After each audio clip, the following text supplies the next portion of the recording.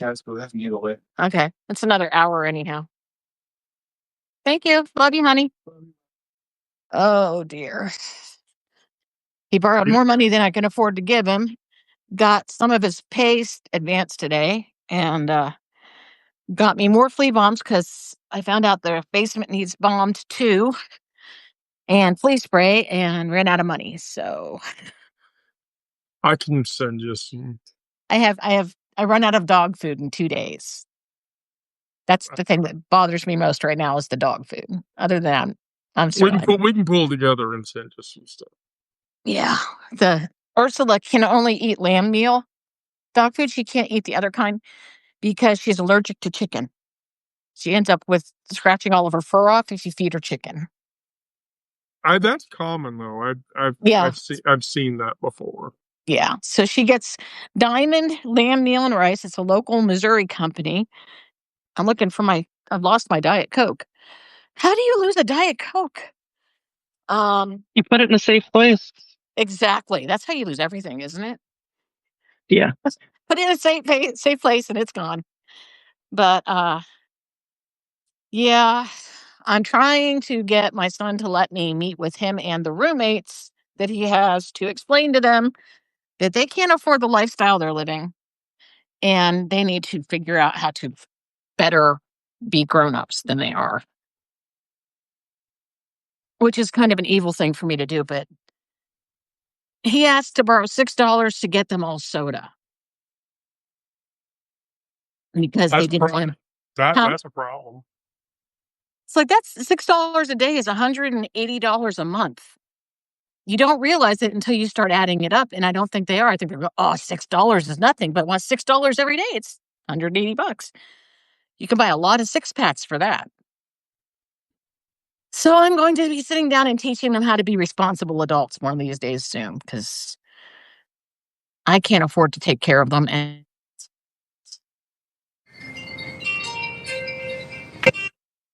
I mean of me, but it's the way it is. I mean, that's a failure to launch problem, right? Kind of. He was doing kind of okay, but he has this thing where he doesn't have very good boundaries. And no, he inherited it, okay? Do we need to have that talk? But anyhow, what happens, he usually gets money out of me by threatening to move in with me. Okay. Mom, if you don't lend me money to help pay my rent, I'm going to have to move in with you. You don't want to make a little 5-year-old girl homeless, do you?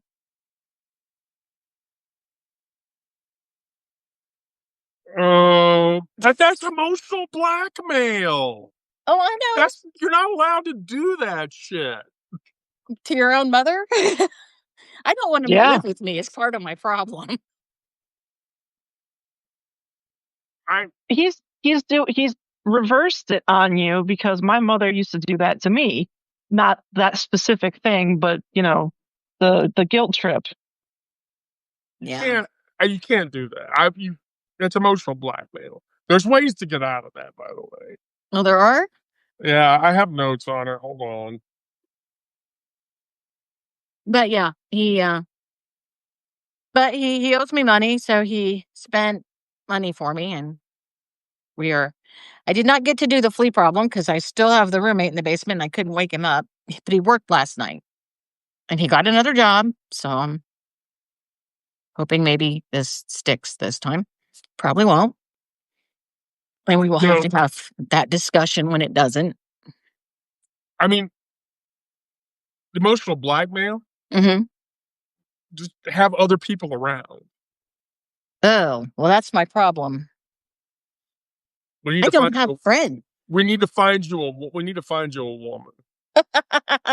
find a super butch stone butch lesbian woman who will live with you and marry you and take care of this problem. Now we'll take care of this problem. Hey, bruh, you need to back up. Bruh, it's time to back up. See, I've been thinking about some of your posts about people who help other people survive, actually. and thinking about where our economy is headed and wondering if I'm going to be stuck sooner or later having a whole bunch of people living with me that can't make enough to support themselves, but can make enough to like kind of get by if they have someplace to shelter. Yes.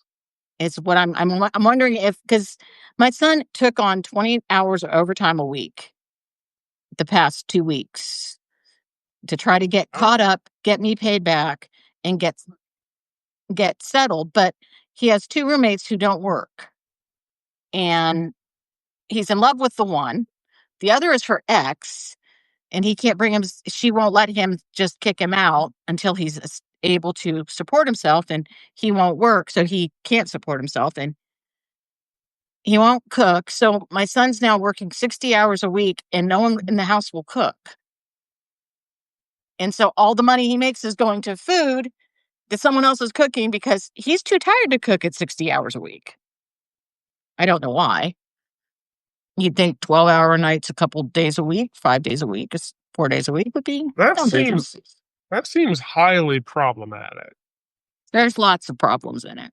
That seems highly problematic. I mean, he could support himself. He could even probably support himself and the girlfriend. But when you got the girlfriend, the kid, the useless dad, and nobody else will do anything, it becomes a real mess.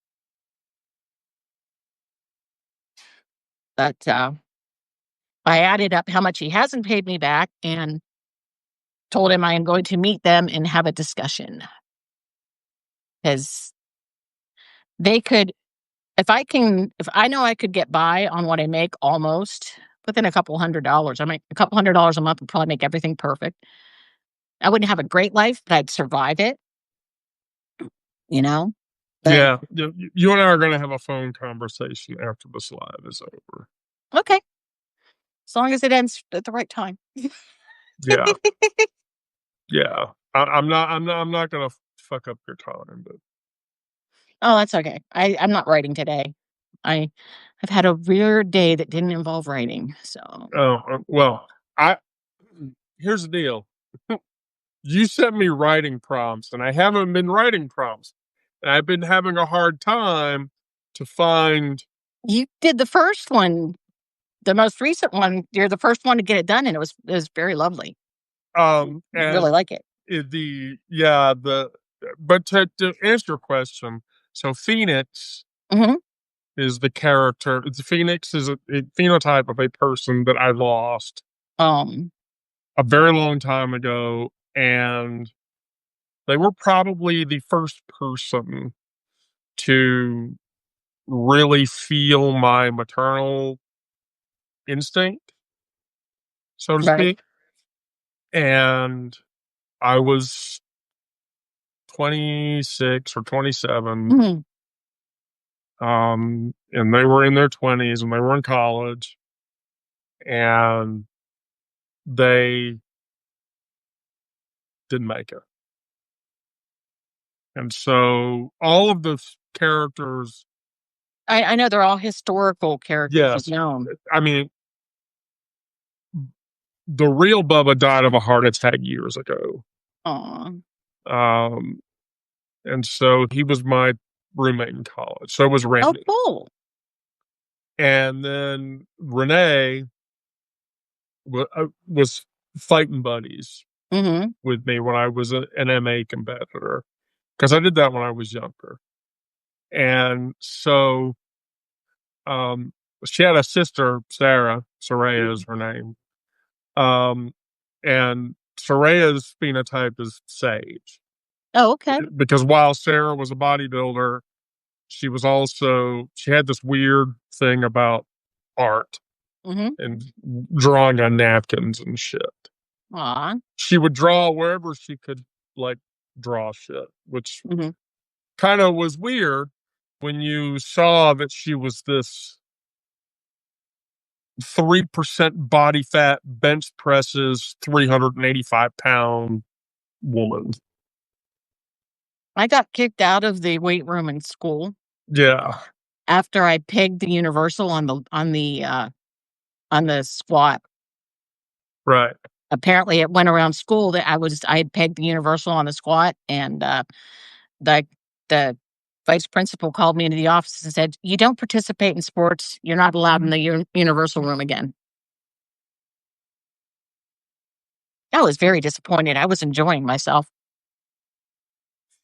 Oh, that sounds like my senior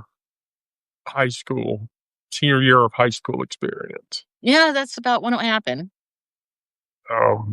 Which was not fun. See, Because I spent that year people trying to beat me up. Oh. Well, I'll just tell the story. It's funny. Sarah's going to laugh. Oh.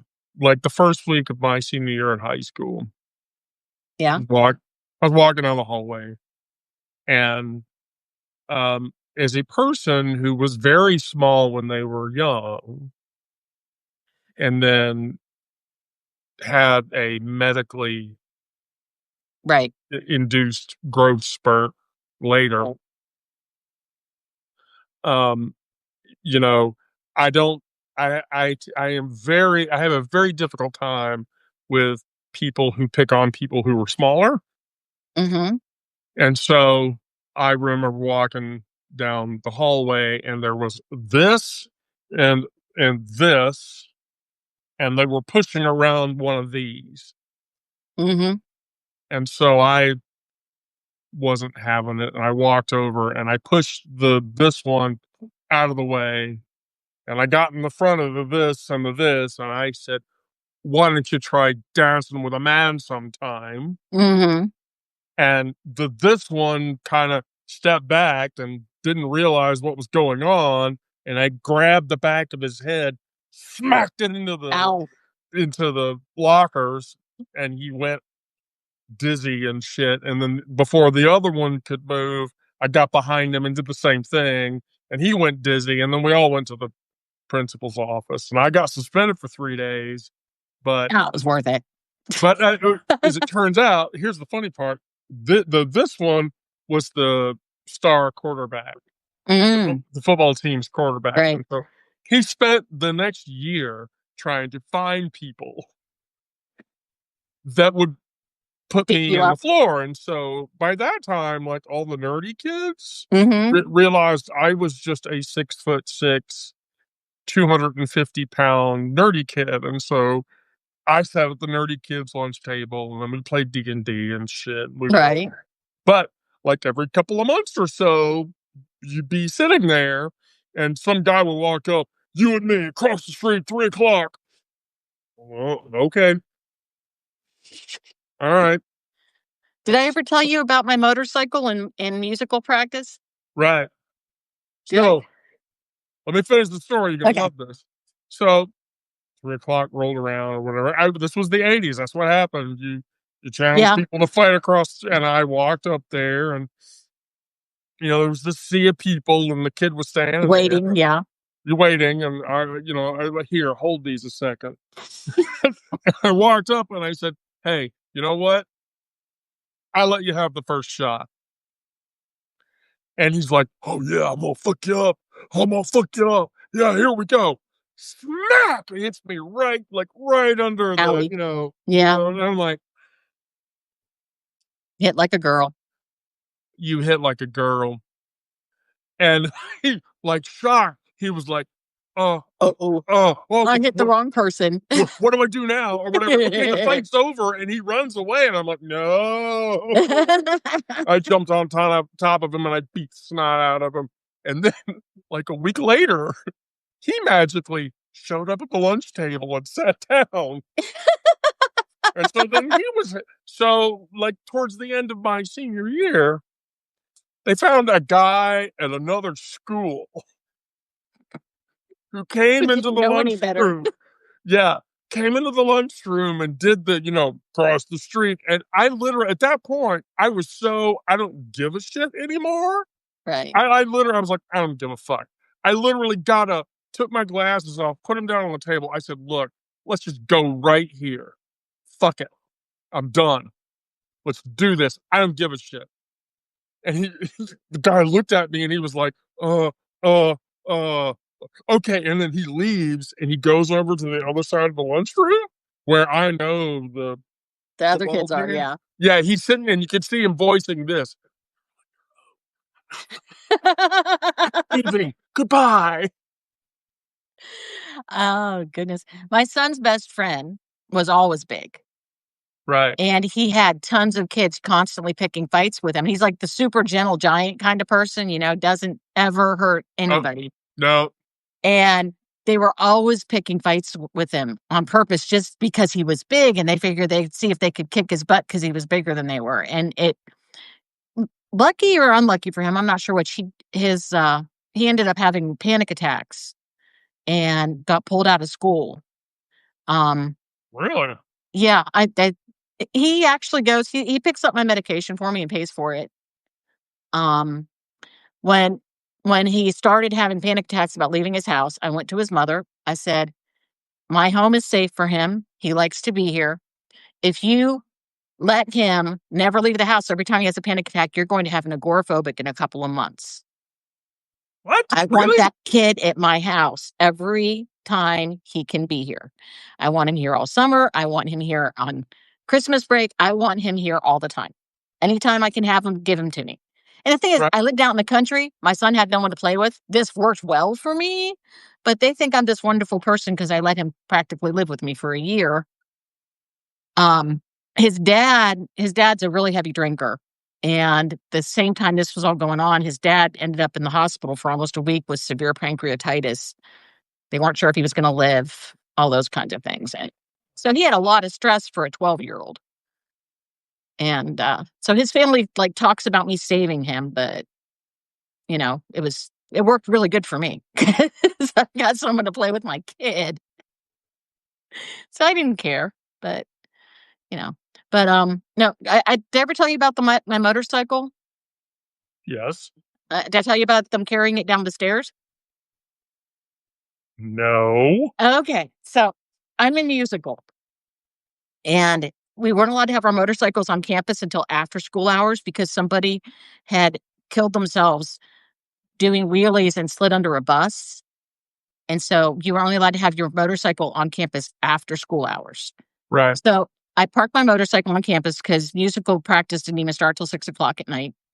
And we come out of musical practice, and there's a couple guys giggling, and my bike is missing. And I'm like, "Where's my bike?" And I don't know why, but I went and looked, and the old gym had stairs down into it. And there's my bike down the flight of stairs. And so I look at the guy that's giggling the hardest, and this was actually all bravado, but it worked. I grabbed him by his ear and I pulled his face down to where I could see it and said, "You will go get my bike and you will bring it back here, won't you?" He's like, I dropped off my motorcycle. I'm gonna start calling you Rizzo.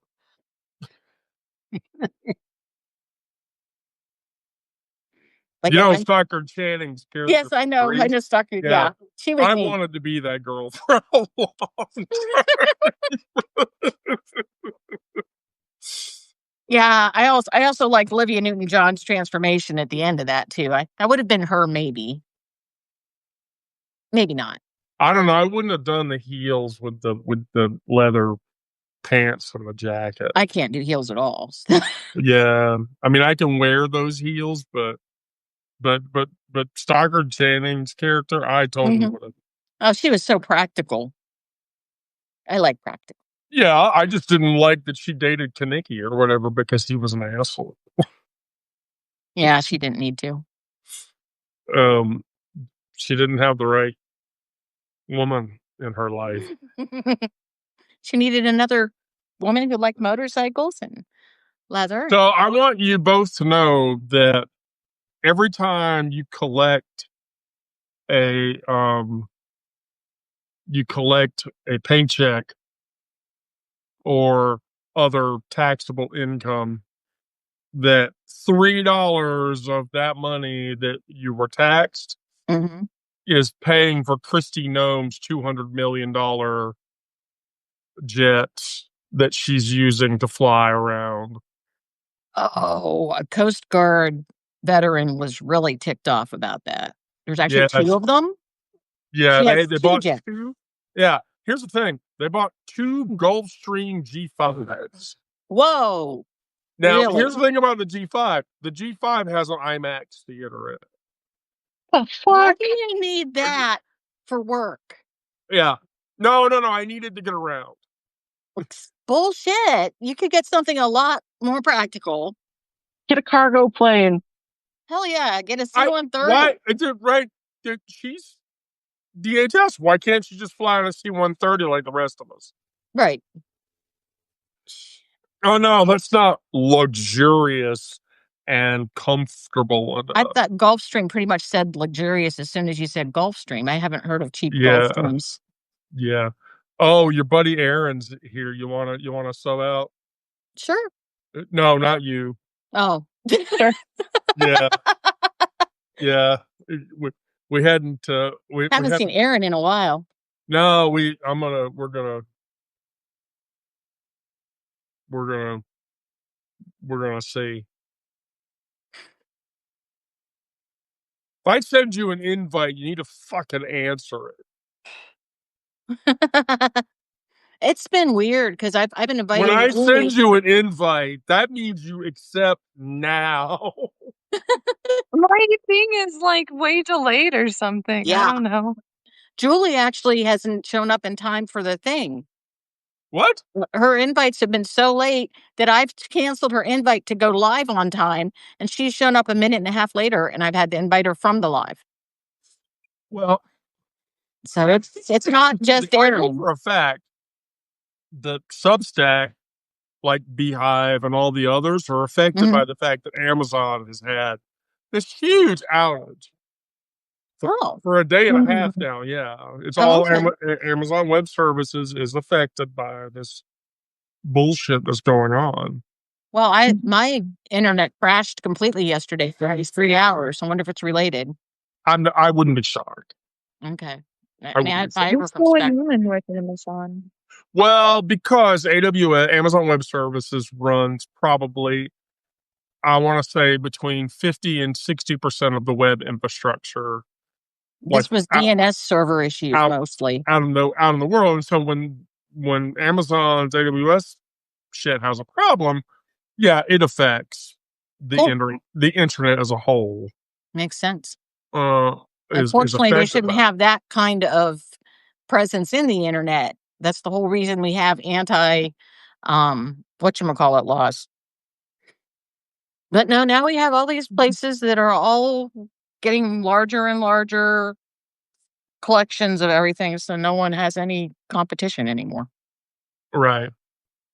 Monopolies are getting larger. Yes, monopolies are getting crazy. People are not being so like $3 of every paycheck I'm paying for Christy Gnome's G5 Gulfstream planes that she uses to fly around. And her excuse was these aircraft are Coast Guard aircraft to replace 25-year-old airplanes that are necessary for the mission of the Coast Guard. Congress appropriated the money, so we fucking spent it. Well, I didn't realize, is she in charge of the Coast Guard then? Is that why she's getting to use their planes? So, yes.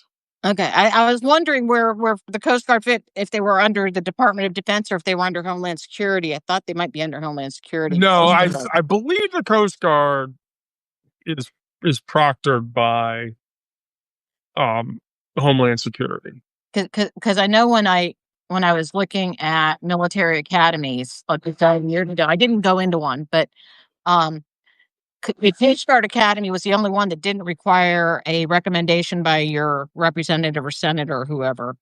But the other 3 main academies did. But the Coast Guard Academy, you just had to pretty much apply and fit their criteria, and you were in.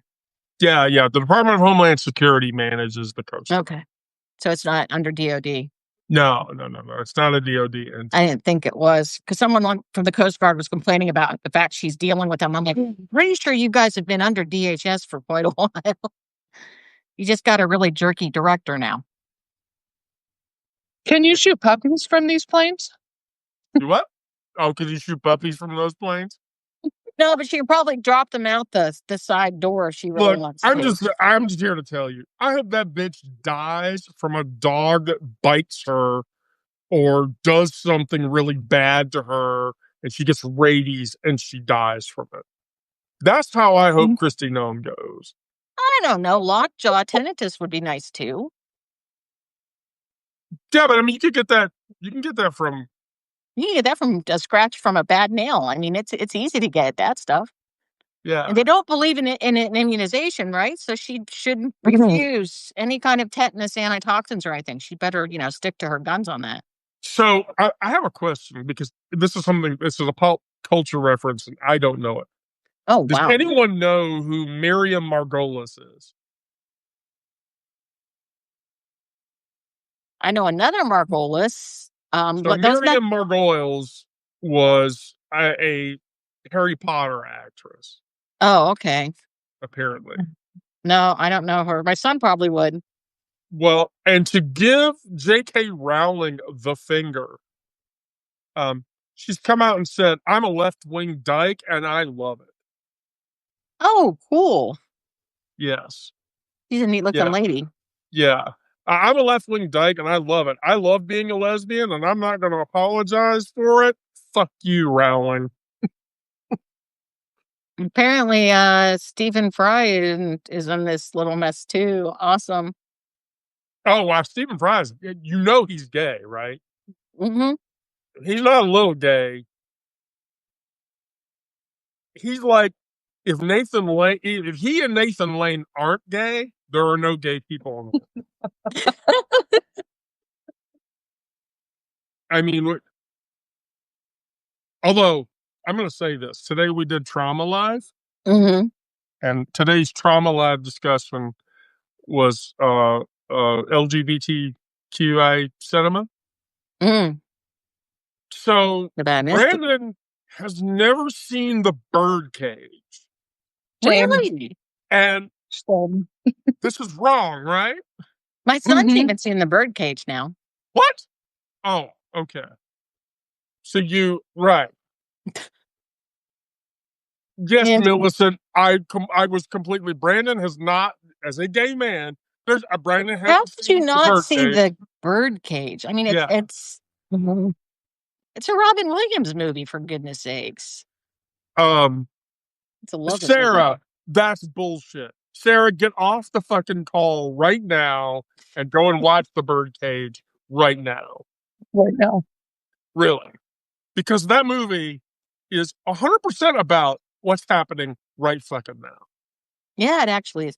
Ooh, there was this really cool documentary that just showed up on Tubi because I'm poor and I scream Tubi all the time. And it was from about 2014, and it was about outing Republican lawmakers that were gay back then. Oh, yeah. It was like really cool. I mean, why don't we do more of that now? So apparently, Mike Johnson's cousin is trying to out him. Oh, really? Yeah. Mike Johnson's cousin is going all over YouTube and TikTok and doing videos. Hi, I'm Mike Johnson's cousin, and I just want to let you know he probably. That's interesting because my cousin was actually probably my first. She kind of encouraged me to dry hump her once. Really? Mm-hmm. We were both 12. Frottage. Frottage. She asked me to pretend I was her boyfriend, so. Oh, it's getting hot in here. 12-year-old frottage. Yep. I wonder if she ever thinks about that. Is she gay? I don't know. I mean, she's married with children, but that's pretty common. That doesn't mean shit. I was going to say that's pretty common for gay Christian women. Look, Mark Hudson married, and I think he had kids, and fucking Cary Grant married and had kids. Mm-hmm. Both of those guys were gay as fuck. Right. Gay but as yeah. fuck. I mean, I was married with kids, so I have no idea where she is on the whole you know. But yeah. Probably, just gonna say, bi probably. Well, Because bisexuality is not. We're not gonna have bi erasure. Bi erasure is bad. right. If you haven't watched the movie Bros, you should watch the movie Bros. Okay. I can't remember if I've seen that one or not. No, Bros is new, but one of the sticks in the movie Bros is that Abraham Lincoln was gay. Was a bisexual. And we've had a lesbian in the White House before, right? Oh, Eleanor Roosevelt? Oh my God, yes. I was like, we haven't even Eleanor elected a woman. Roosevelt. What do you mean we had Holy it? shit, I'm like, yes. oh, wait a second. We're talking about wives. Oh, that's easy. Yeah. Yeah, Eleanor Roosevelt. Holy Oh, shit. hell yeah. Get this, a Russian sniper. Oh, really? Yeah, look it up. There was a Russian sniper. Because that's A probably Russian why markswoman. That she. Well, that was a really big thing. The Russians figured out that women were better snipers than men by World War II easily. And they recruited women specifically to be snipers in Russia, which horrified Germans because Germans wanted to keep all their women in the house making babies. And being shot by women just horrified them. Not that I got obsessed about watching anything about World War II history after the whole golden escalator thing with the rapists and some might be good people bullshit. I'm like, oh boy, that sounds exactly like a Hitler to me. As soon as he did his announcement, it was like, Trump is Hitler. So, Millicent, here's the thing about Johnson that's the big deal. Is some dude went on TikTok and told everybody on TikTok and YouTube and Instagram and Blue Sky and Twitter that he had Mike Johnson's Grindr profile and geolocational data. Oh, yeah, I heard that somebody was doing that. Was his cousin? And so, Nikki, just log into the Substack app on your phone, and then I can invite you into the live, and you can chuckle it up. Yep. But yeah, and so he literally the guy threatened to out Mike Johnson if he didn't swear in the girl, the new House person. Right, and they're still doubling down on that. They're still doubling down. They're not going to do it. And here's the thing: they're calling it the Pelosi thing. It's not the Pelosi thing. It's what was his name? Who was head of the Senate before? When he wouldn't confirm Merrick Garland. That's where he pulled that from. It was the Pelosi thing that Pelosi made somebody wait. No, but she didn't. They scheduled it for that day. She didn't, and it was bullshit. It was complete bullshit. Yeah, I already watched the clip. And so, so Johnson he does not want to have to release the Epstein files. Exactly. Because of all the people that are in it. And then, I don't know if you noticed, but today, Trump released an AI video on Truth Social, indicating that he will be president until he's dead. Well, that's okay. We're hoping he dies in the next few months. I mean, I'm saying maybe next year, but, come on. Trump is going to be, according to Trump, he's going to be forever. Well, he's not living that long. Come on, Monty. It's sunset. It's the time to trap the kitty cats from the chickens. Kitty cats from the chickens? Yes, I go out for the chickens and then I grab the kitty cats on my way back in. Trap them on the porch so they can't get away. Because dark and kitty cats are not a good mix. Come on, Monty. There you go, dude. So I only give them their canned cat food at sunset. To lure them back in the house. Yeah. They're like, oh, it's feeding time. So.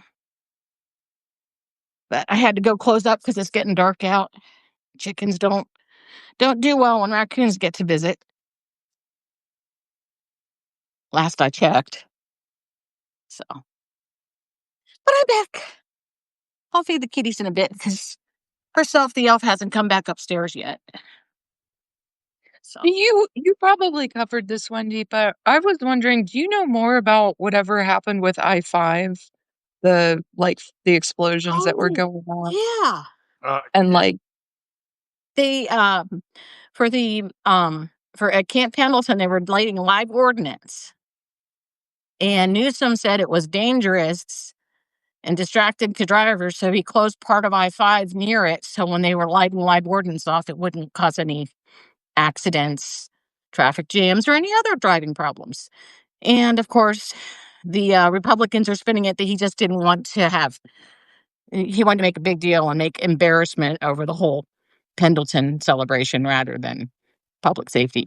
So here's what happened. Basically, the ammunition line went over the highway Right.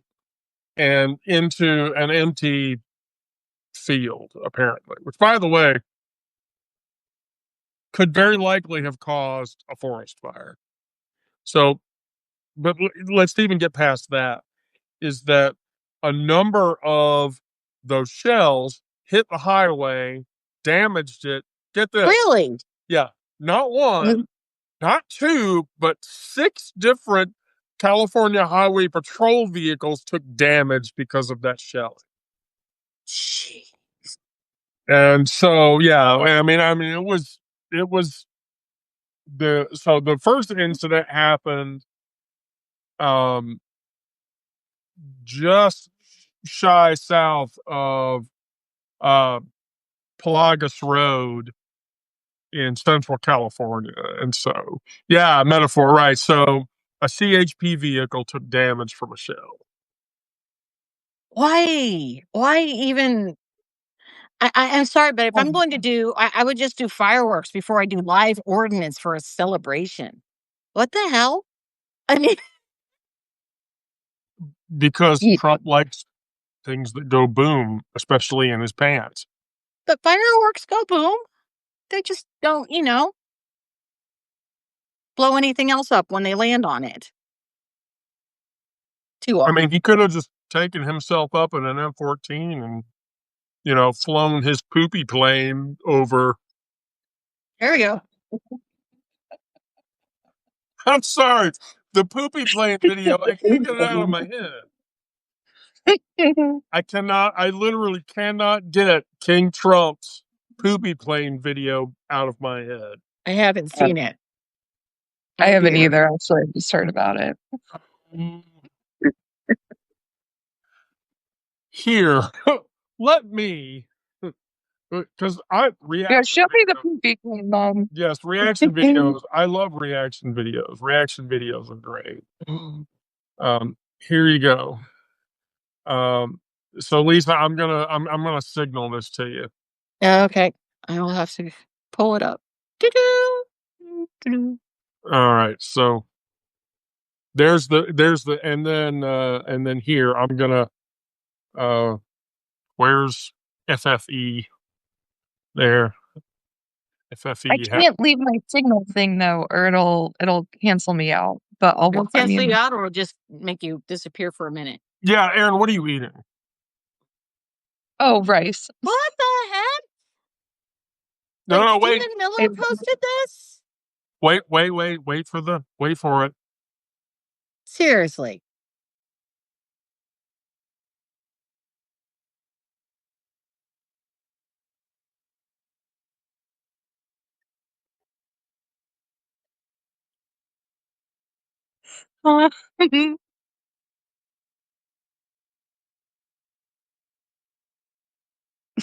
Turns your stomach right over, doesn't it? I'm sitting here thinking to myself, who in the world thinks that no.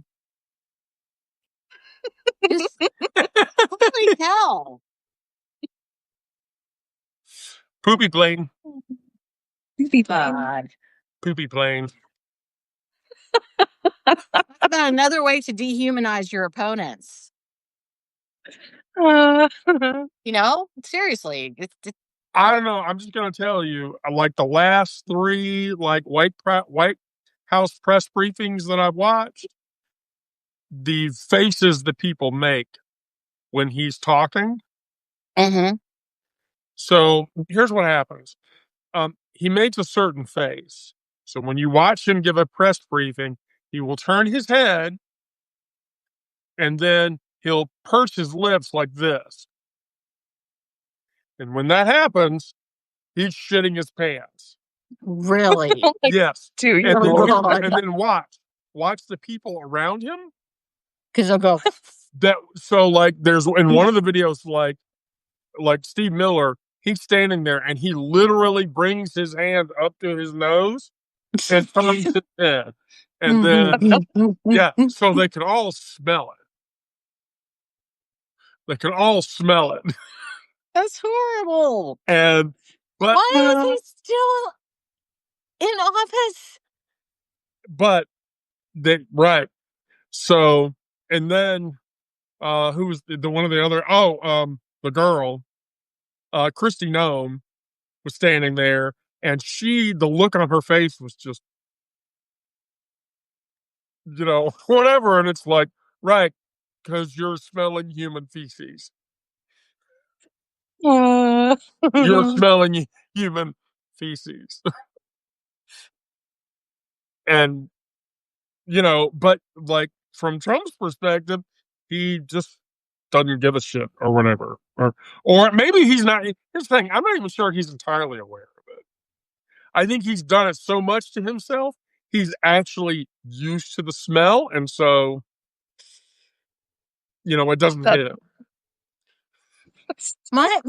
My son has an amazing talent. He does not get grossed out. Okay. He was having he was having a sleepover. Had like 5 friends over one night, and he comes upstairs. He's like 12, and he goes, "Mom, my friend just threw up, and I wanted to let you know." I'm like, "Oh, okay." And I like start to get. I guess, "Oh no, Mom, I already cleaned it all up." What? Oh no. He's like, "I just wanted to let you know, so when you woke up in the morning, he wasn't there, you wouldn't worry, because he's called his mom and she's going to come get him."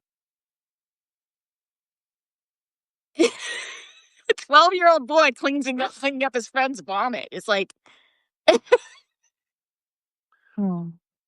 Okay, I can't do it. yeah. When one of my kids gets the bug or whatever, and then they I can't go near it. I can try, no. And the worst part about it is, like, that one can barely do it. Like, she can kind of do it, but no. And let's be fair, for as much really gross shit that I have done through the course of my life, especially growing up as a kid in a rural community, right? No, Mhm. I can't do it. Well, I just can't do it. then Which is funny because um, if Mary were on the call, we all know who Mary is, by the way, right? Mary. Mary is the fictional version of Gizmo's mom. Oh, okay. Um, we were having a tense moment when Gizmo was very young, and so I gave Gizmo a bottle of rice influenced formula one night, Mm-hmm.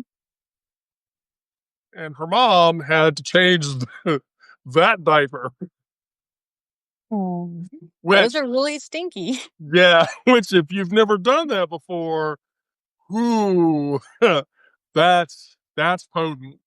Oh yeah, I babysat. That's my husband was also not easily grossed out, and the drought actually shifted our septic tank and made it Oh, slip down or up, so it was no longer connected to the house, and the house backed up.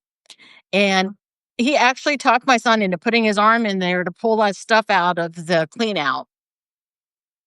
Mm. And when my son tried to like balk at it, he said, "Your hands washed. It's okay." He's like, "Oh, okay." And I mean, look, here's how here's how bad it is. Okay, we've all seen the Shawshank Redemption, right? right. Okay, that part where he breaks open the sewer line to escape the prison. If Mm. that were me, that would have happened, I would have taken one look down and went, no, I went back to my cell. I'll deal with the bullshit. There is no way I am climbing through 500 yards of that. No, Yeah. I'm not doing it. You would get sick, wouldn't you, from just inhaling, like, the bacteria? Yeah, You like could, you Okay. could get very sick from it, yeah. as Andy Dufresne does in the movie. Like, yeah, like, and they characterize it too. Like, he gets a portion of the way down and he can't. And no, that's not. No, not doing it. No, just yeah, nope. Sorry. Yeah, that's some desperation there. Oh God, Millicent, don't even say Schindler's List to me. That's one of those movies. There's like there's a handful of movies that, bar none, I cannot watch after having watched them one time. And Schindler's List is probably number three. The number one movie I can't watch, period, is the Brandon Tina movie, Boys Don't Cry. That movie, I get like, yeah, Millicent, Philadelphia is like in the top five easily. I remember watching Platoon and it ended and everyone was so whatever by it that no one left. Everyone just sat there after it was over because they were so stunned they couldn't move. Oh, look, in the way of like weird, fucked up movie experiences, I have a few of those. I brazenly, I was a person who was studying eschatological education, and that was around the time that The Passions of the Christ came out. Ooh. And here you go. Just wait for this. I went to go and see that movie because somebody told me it was like gory and violent. I'm okay. Get this. I went to see the movie with a friend of mine, and we're sitting there in the theater, and this guy walks up with his, get this, 7-year old and 5-year old, and sits them down and they watch the movie. And like they get to the part in the movie where they're whipping him with the chains and you know, blood and flesh is flying off of him or whatever. And the 5-year old is crying, and the whole time his dad is telling him, he did that for you. He did that for you. I was like, it's had to For be. you. And I was like, Yeah. That's what I was figuring it was. this, how the fuck can you do this to a kid? That's child abuse right there. It should But be. But one of my other like favorite movie stories was, I don't do jump scares. I can't Oh, watch okay. I can't watch jump scare movies. Whenever she gets a wild hair to watch one of those, I'm the entire movie, my arms are like death gripped around her and my head is buried, and I'm like, okay, you need to tell me when the jump you need to tell me when the jump scare is gonna happen because I can't watch it. So when I was in my early 20s, I went to a Halloween movie fest. So, and it was like 3 of the Mike Myers Halloween movies. Right. Well, Those are all jump scares, aren't they? oh yeah. So, friend and I got this wild idea. We were going to go over to North DeKalb Mall, which is here in Atlanta. And here's the thing. Back then, North DeKalb Mall was decidedly black minority. And so we went into this movie theater to watch 3 of the Halloween movies back to back to back to back to back. And it made it so tolerable. And here's why. When you go to see a movie like that with a bunch of persons of color, you have like the 3 people in the theater that are going to be like, oh my God, don't go in there. And then jump scare happens. And then it's like, oh my God, that made it so much more. Oh my God, I got through it. And so that was great. Like every time, just before somebody was going to get killed, somebody in the theater would go, "Oh my God, don't do that!" It's like the ads now with like the people with the chainsaws and everything, and let's Yeah. go over there. Well, I'm gonna go. No, I'm not gonna do that. But like I asked her that, because Halloween, right? So I'm like, "Do you want to go to a haunted house?" She's like, "No," and I'm like, "Why?" And she's like, "Um, because people chasing around with chainsaws or whatever, it's just kind of boring." Okay, I'm great with that. Let's not do that. I don't. Okay, I'm good with it. Mhm. I'm completely good with it. We're good. We're good. We can deal with it. We, you know, we're feeling good. So Yeah, I was shocked. The last time I went to a haunted house, I went with a schoolmate, and she screamed the whole way through it. I never saw anybody react so badly to a haunted house in my entire life. And I'm like trying to figure out how to calm her down because she's just like shaking and screaming. I'm like, this is all pretend. Oh my God.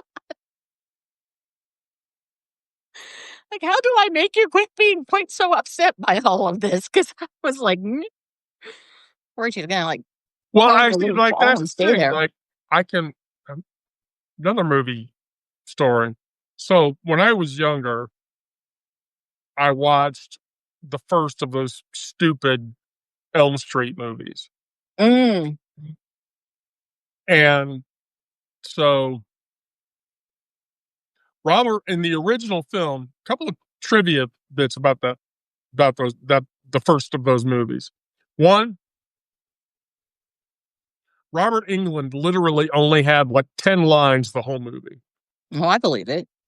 Because the whole movie he was just like, bitch. That was it. That was Robert England's like byproduct line from that movie. So, and then two, uh, um, Johnny Depp was in that movie. And it is one of the only movies that Johnny Depp has done that violated his contractual movie agreement, which is this. Um, in all of his contracts, he writes in that the character he plays in a movie can't die. And so if you watch Johnny Depp's movies, virtually every movie that he's ever been in, the character does not die on screen. Hmm. The original Nightmare on Elm Street is one of the two movies where he actually dies on screen. The other one is his brief cameo appearance in the 21 Jump Street movie. He dies on screen in that movie too. But here's the other thing. So I watched that movie in the movie house. Mm. I didn't sleep for like 2 weeks. That movie scared the shit out of me. And so Aubrey decides we're gonna watch it. I'm like, no, I'm not. No, I'm not fucking watching this movie. She's like, no, just get through it. It'll be okay. Just watch it. And I said, okay, fine. I'm going to arm clutch and bury my face, like, because I remember when all of the shit in that movie happens, like Johnny Depp's death scene. He's laying in the bed and then gets sucked into the bed, and then the bed explodes in this giant fountain of blood and whatever. So I Oh, like lovely. remember. Yes, I remember all that shit. And so I get halfway through the movie and I'm like, why the fuck did this scare me? And then I got to the end of the movie and I was like, this was really dumb. This was really stupid.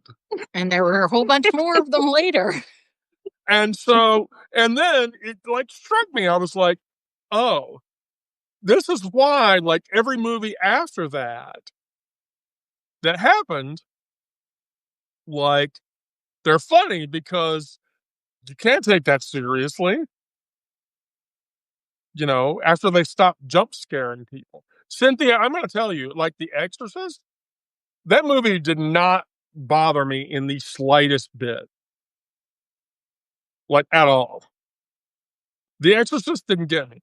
Here's the thing, like, you get to the part where she's in the bed and she's flailing or whatever, and then she grabs the cross. Fuck me. Trying to impale herself with the cross. Fuck me. Fuck me. I literally got to that part and I was like, that's pretty funny. I mean, I'm not even, why is that scary?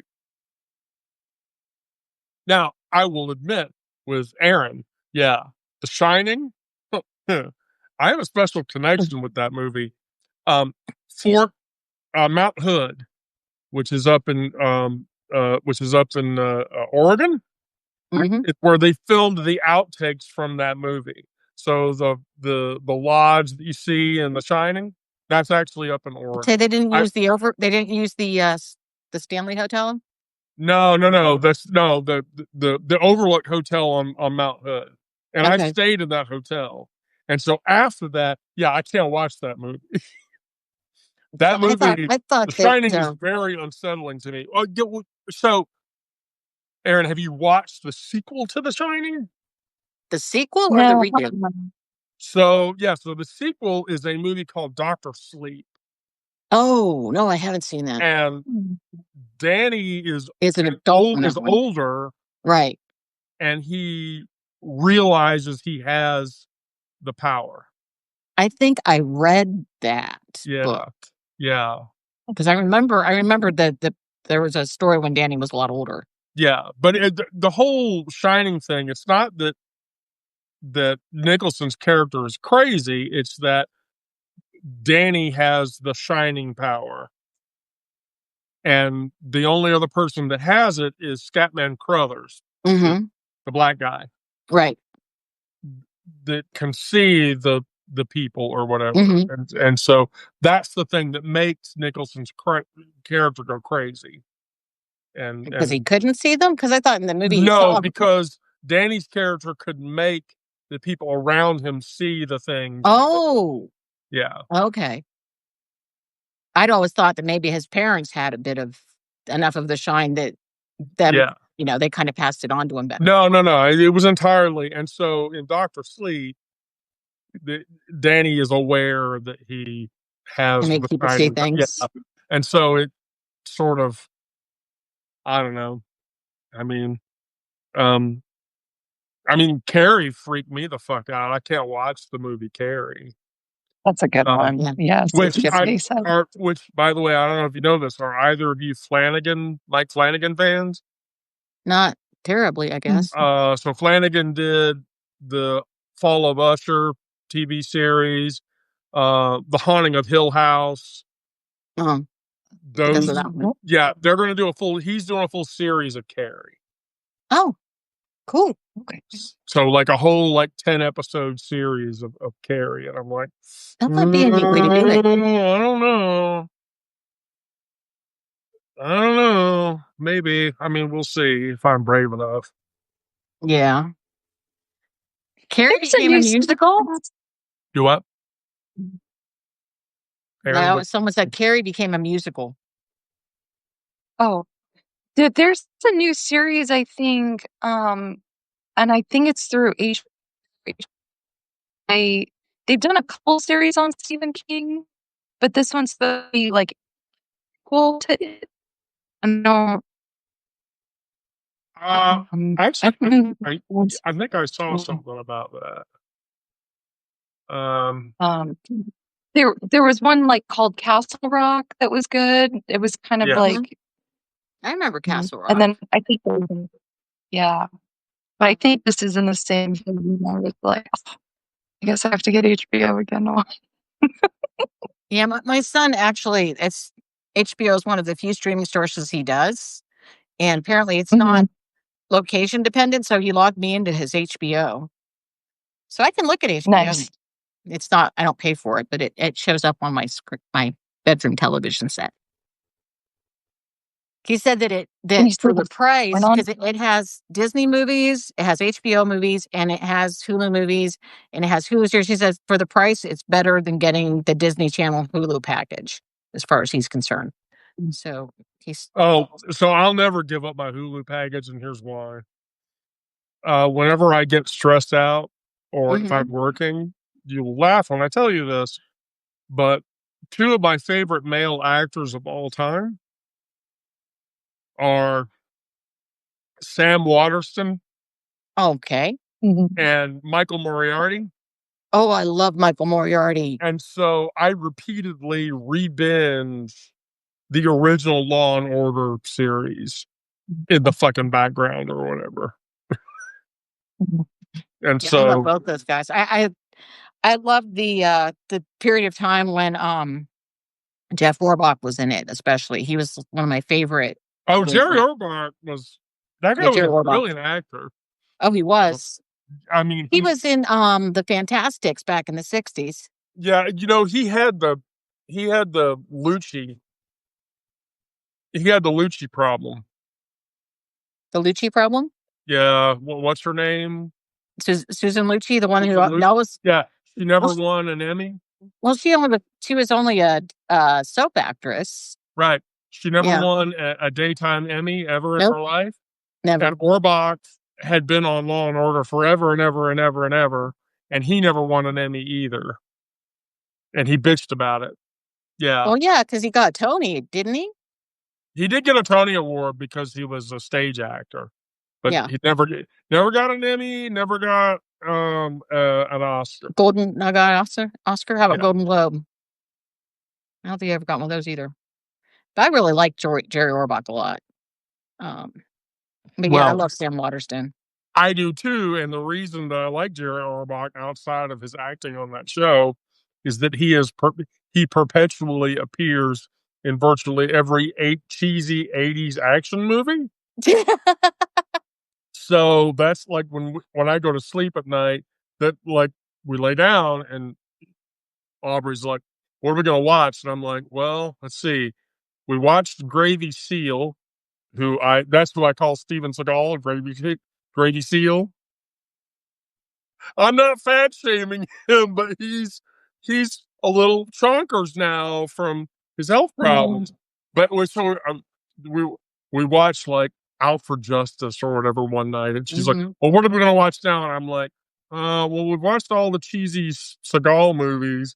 I think we've watched most of the cheesy Stallone movies. I think we've watched all of the cheesy Arnold movies. What should we watch now? And I was like, I got a great idea. I have a whole bunch of JCVD movies in my Apple Plus account. We can watch all of those. And she's like, JCV, yeah, Jean Claude, Oh yeah, I remember him. because I have all of his fucking 80s cheesy ass movies. And Well, so, his cheesy ass movies back then are better than the ones he did later. A little bit. well, like if you just stay between like 80 and like 96, after that, just ignore anything else.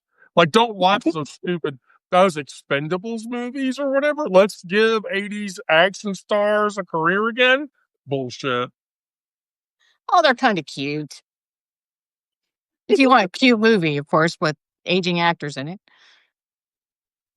No, it's like, look, give it up. You're done. Stop acting. It was like when we went to see Alice Cooper and Judas Priest.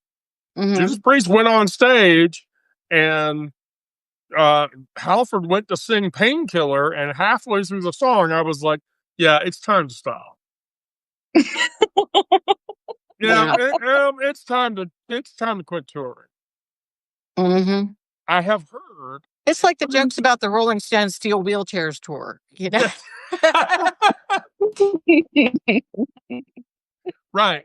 I have heard people have gone to see Vince Neil, Motley Crue, and he can't do it either. Like, Well, look at Axl Rose and how incredibly oh my God, don't even get me started. It's so sad. Yeah, like so that's the thing on TikTok is isolated vocals. Isolated vocals on TikTok are a thing. And so here, I'll even find one for you and you'll be shocked. Here you go, Vince Neil.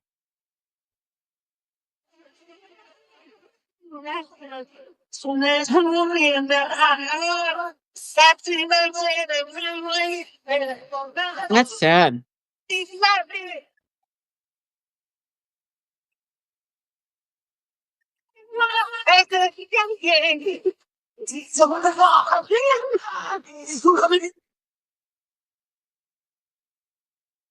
The other really bad one is David Lee Roth. Yeah, I believe that. David Lee Roth can't do it either. And so, right. And so, like, my kids are watching Priest.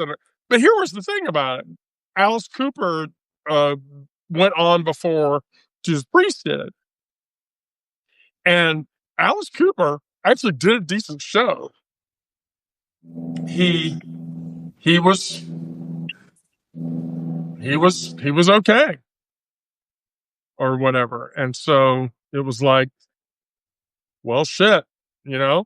Okay, this is gonna be. I'm like, all right, Cooper put on a great show, and he like there were a couple of moments you could tell that he was like, he was he was on par, and it was great. And so I was like, all right, cool. Priest went on stage, and I was like,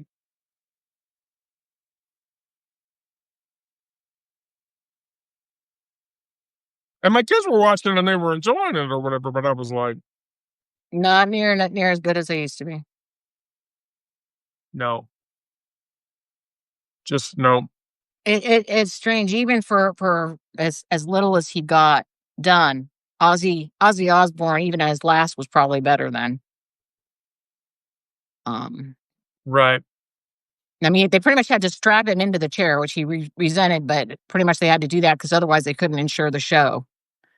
But he's still, he only did as much as he could.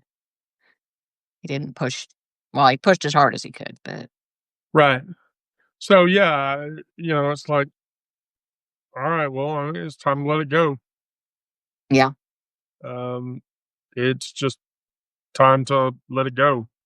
Yeah, I'm not sure if some people don't quit touring because of money and others don't quit touring because they're just addicted to the accolades. I often wonder why people keep going beyond their ability. What makes you do that? Money. But, money. That's what I was thinking. You Yeah, spend it money. as fast as you make it instead of investing it. Yeah, you're not. Like that's shocking because get this. So I don't know if you know this, for instance, but Enya, Mhm. the Irish Mhm. musician Enya, Yeah, I know you. she's a billionaire. Oh, really? No, I did Yeah. not know that. Yeah. Do you know who the richest Irish musician behind her is? Who? Bono. Okay, makes Bono sense. from U2. Yeah, he's a billionaire. So it's obvious, like you can like fucking save the money up, and so Mhm. at some point you say, okay, I'm done. Yeah, Enya's songs are really, or at least some of her older songs were really easy to do a cappella.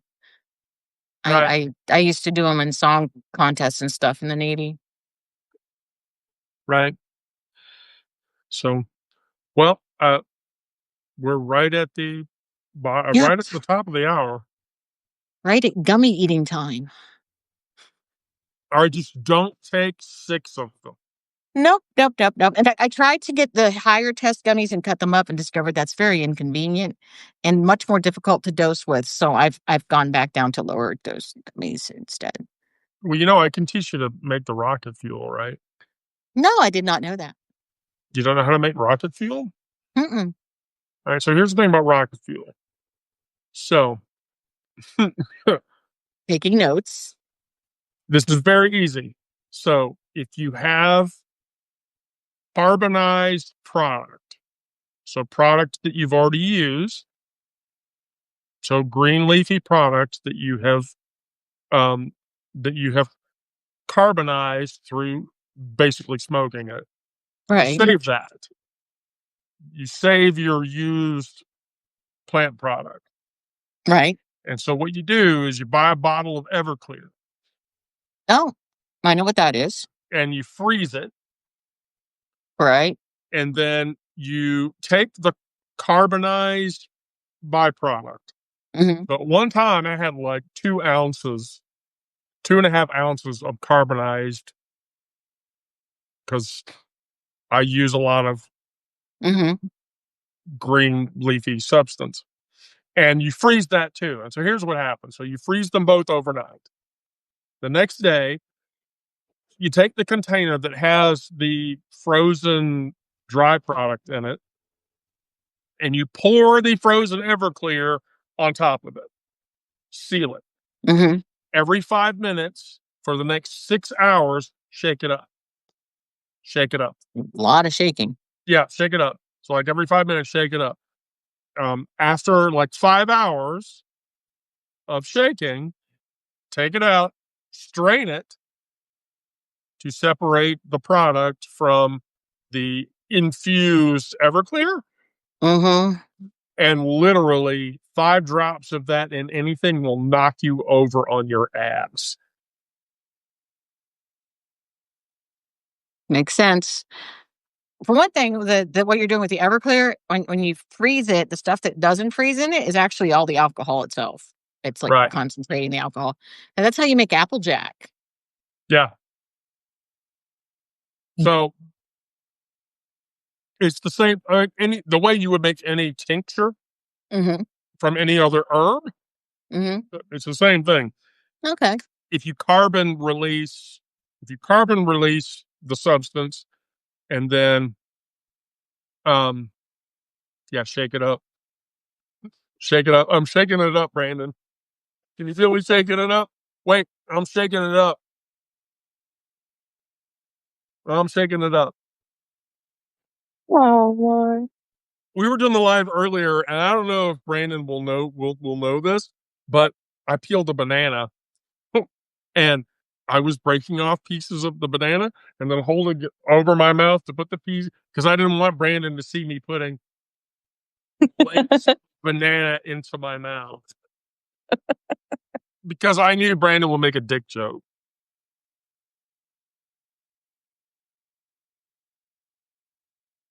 Because yes, Brandon, I can deep throat a banana. Julia, no, Everclear is 195 proof. Yeah, it's almost complete alcohol. Everclear is almost complete alcohol.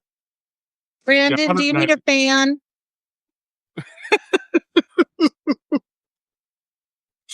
Oh, I mean, you're gonna laugh at me, but when I buy a corn dog at Sonic or whatever, I can usually pull the whole thing off the stick. Right.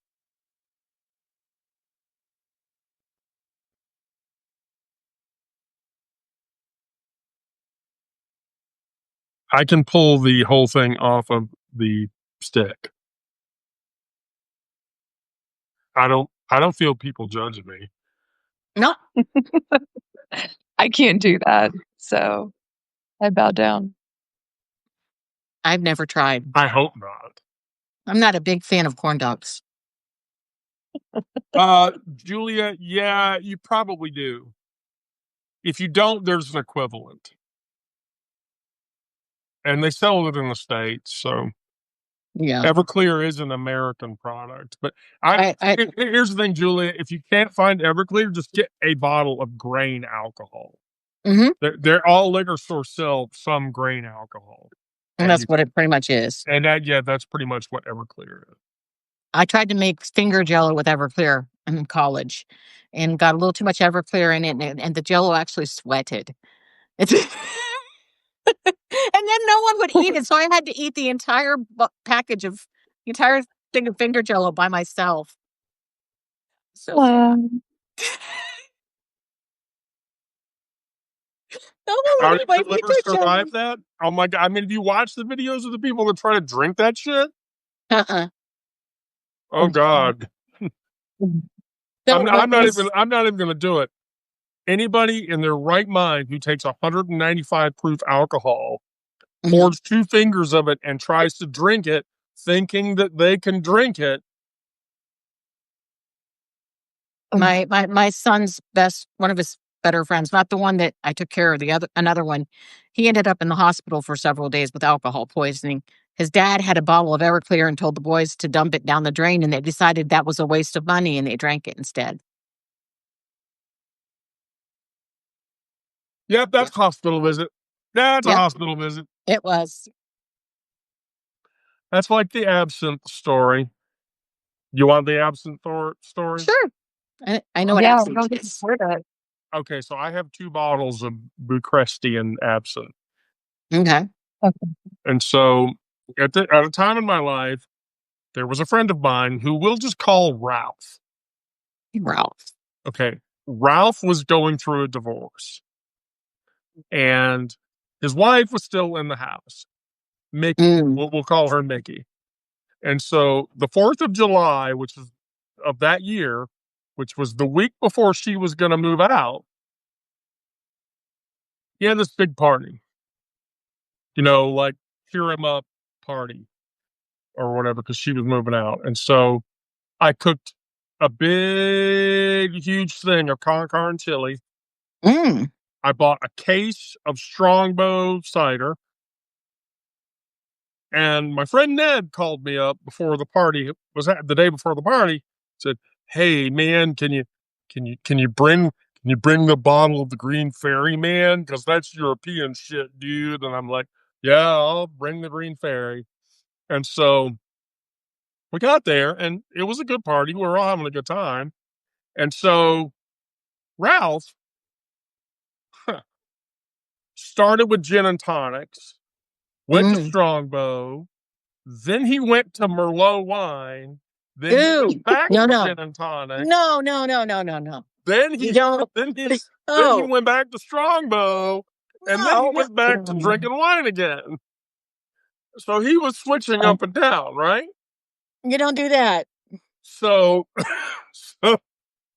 yeah, I said the Green Fairy. That's the European iterative of absinthe, because it was fruit of the wormwood European, like the absinthe that will make you have a hallucinatory experience. And so, so towards the end of the night, I poured a highball glass, stirred in you freebase the sugar, make it all black, and you stir it in. And so we were at the table and we were taking, like, pass it, pass it, pass it, So the glass was like half empty. And so Ralph, while we're sitting there, runs in, drunk as shit, grabs the glass, downs it. And I'm literally like, oops. We're going to the hospital tonight. Wow. So what do you do in that situation, right? You drag Ralph into the bathroom to make him Ralph. Yep. So try to get as much out of him as you can. We're in there, like, trying to, I'm trying, and it's not like, got the finger in there, nothing. And so that's when Mickey comes in and she says, you're not gonna do it. And I'm like, why not? And she said, because he has emetophobia. Ooh, okay. Which is the fear of that, of throwing up. Up. He is so phobic of it that he's mentally convinced himself he can't do it. So I was like, fuck this. I ran into the kitchen, grabbed a handful of greasy Cheetos, got them all over my hand, like greasy cheese puff Cheetos, whatever, and went right under his nose. And he started to, but then nothing. So Mary's there, my child's mother, with her friends, because Ralph's soon-to-be ex-wife was her best friend in high school or whatever. And so her friend Karen says, "We'll be right back." They leave. They get They come back, and what do they come back with? Ipecac. Are you familiar with I know it. That's why I asked if it was Ipecac. Okay. Aaron, do you know what Ipecac is? Yes. Yeah. Okay. So they hand it to me and they give it to him. And at the moment they give it to him, I'm reading the back of it, and the back of it says, do not give to an intoxicated person because basically they will Jimi Hendrix if they're laying down. Mm-hmm. They'll and then choke. Yeah. So the rest of the night, it was like 1:00 in the morning at this point. The rest of the night, me and my friend Paul and my friend Clark and my friend Eric, we all took turns holding his head like over the toilet. And so, yeah, like at 4 in the morning, he woke up and it happened. And then it was like, okay, I'm done. But there were a number of morals to the story from that party. Another part of that party was my friend Clark, who is one of the greatest trans guys I've ever known. And Clark was the source of much urban education, as Bubba was, because Bubba taught me everything about person of color life. And when I lost Bubba, Clark was the guy that was there to and so get this. So that night I learned the difference in a very inebriated state between a hoe and a hoochie mama. Do you know the difference between a hoe No, I and a do hoochie not mama? know. Oh, okay. Well, let me Guess not. Okay, no, there's a difference. So Clark's like, yo, Win, it's like this, all right? You know the difference between a hoe and a hoochie mama? And I'm like, I have no idea, Clark. Give it to me. Just lay it down. He's like, all right. Here we go. This is how it is, right? All right. So when you're a brother, right, and you're walking down the street, right, and you see a hoe, you walk up to the hoe and you say, "Hey, baby, what's up?" The hoe turns around and says, $200, motherfucker. That's what's up. $200 fucking dollars an hour. You got $200? No? Get the fuck out of my face. So the brother keeps walking down the street, and the bro comes up to a hoochie mama, and the bro says, "Hey, baby, what's up?" And the hoochie mama turns around and says, "My goddamn rent, motherfucker, that's what's up. You gonna put rings on these fingers? You gonna put clothes on my kids? No, get the fuck out of my face." Hose are cheaper.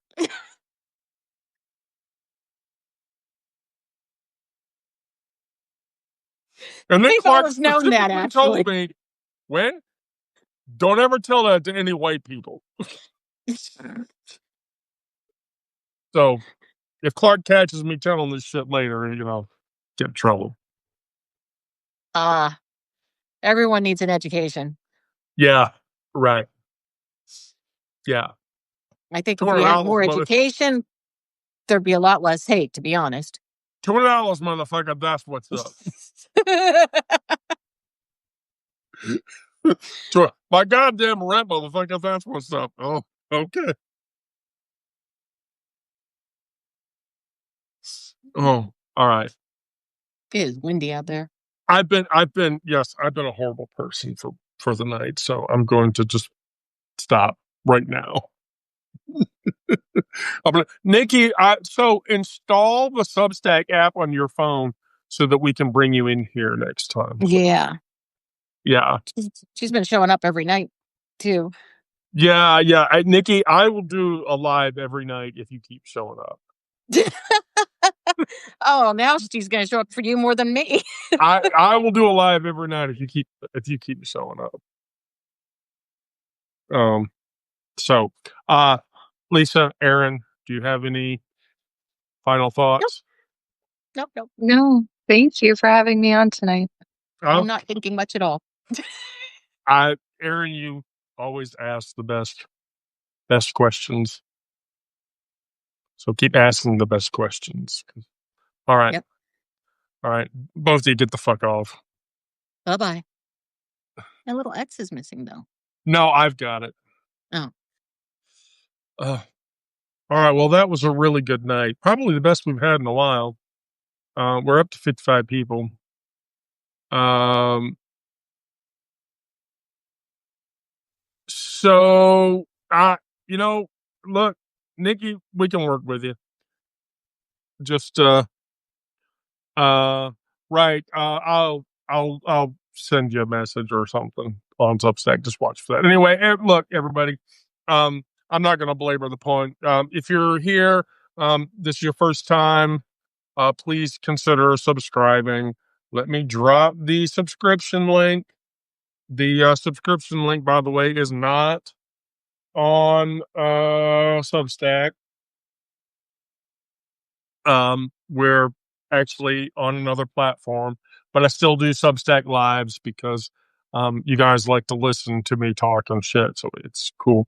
With that, I will tell all of you, please be safe out there. Do good things. I love you all. Let's keep meeting here because I can't do this without you guys. We can't do this without each other. Let's get through this. That's the only way we can do that is to do that together. And then I will see you guys tomorrow. Good night and good luck.